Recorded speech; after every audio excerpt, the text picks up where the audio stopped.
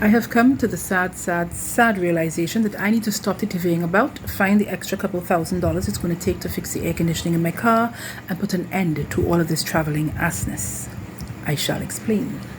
So I'm the sole passenger sitting in the front seat of a very lovely taxi. It is cool, clean, smells of strawberry. Drive then pulls over to pick up a sturdy woman in her early 40s wearing a blue dress with a matching bandeau. 10 seconds later, he pulls over again, this time to pick up a young man in his 20s, grey t-shirt and jeans, with uncombed hair that ironically sported not one but two rat-tail combs. Off we go at the speed of 0. We're stuck in traffic. 10 minutes later, there is a loud shout from the woman in the back seat. What the truck it is you trying to do? Both Drive and I jump and simultaneously turn to look. The woman is staring at Drive with an expression of horror on her face. It's pickpocket. This man tried to pickpocket in the back here. Drive is like, what? It's French I talking. You have a thief in your car. At this point, the people are blaring their horns behind us because traffic has started to move again. So Drive turned around and slowly went with the flow, but was still staring at them in the rearview mirror. I, Corner House Mako, remain facing them. The young man at this point says, "Me no what she?" Of island people, that means I don't know what is her problem. "Me no what she? I ain't touched nothing of hers."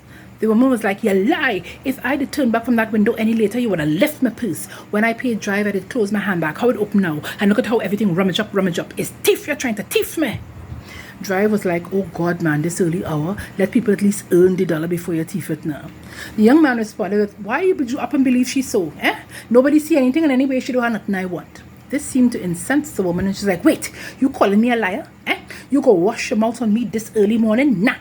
And with that, she reached out and slapped the man across his face. Hard.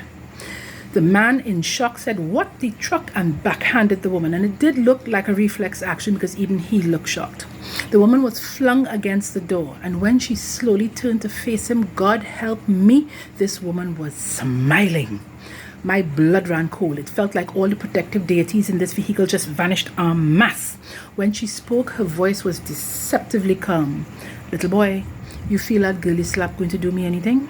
My man did beat me for years before I fight back and put him in a wheelchair. The next man to take advantage of me airborne yet and his mother already dead. So I go mash up your runt in the back of this here car." Driver's like, lady, no, calm down, say some prayers and calm down. I'm driving to the police station now, calm down."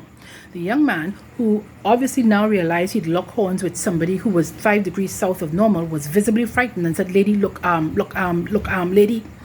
I looked on in horror as this woman launched herself at this man, and it looked like she'd taken a few self-defense classes as well because she landed some good blows. He, of course, hit her too. One of those hits would have sent me night-night, but she was in a subpsychotic rage, and the more he hit her, the angrier she became and the more vicious her blows.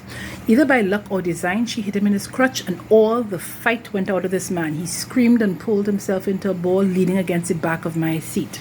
By this time, I had unbuckled my seatbelt and turned completely around, because if I was sitting normally, I would have got whiplash from the way they were kicking the back of the seat.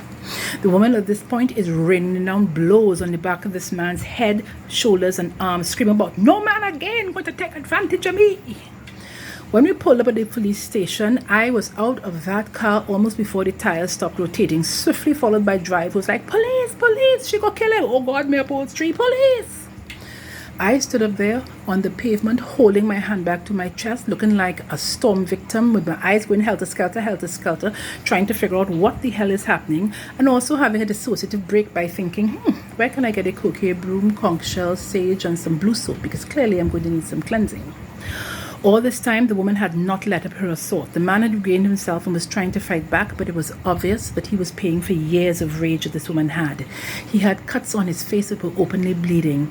He had bite marks and scratches all over his neck, shoulders, arms, and hands. His eye was swelling shut, his shirt was ripped and almost completely off his back, and still she was raining down blows.